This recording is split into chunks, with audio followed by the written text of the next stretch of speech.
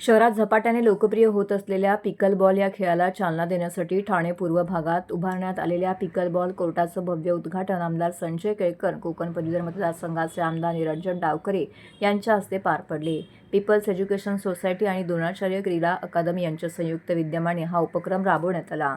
ठाण्यात यापूर्वीही काही खासगी पिकलबॉल कोर्ट उपलब्ध असले तरी सर्वसामान्य खेळाडूंना सहज उपलब्ध होईल असे हे पहिलेच महत्त्वाचे कोर्ट मानले जाते. ठाणे पिकलबॉल असोसिएशनच्या पुढाकारातून उभारण्यात आलेल्या या उपक्रमांमुळे खेळाडूंना दर्जेदार सुविधा मिळणार आहेत. उद्घाटन सोहळ्याला क्रीडा आणि सामाजिक क्षेत्रातील मान्यवरांची उपस्थिती लाभली.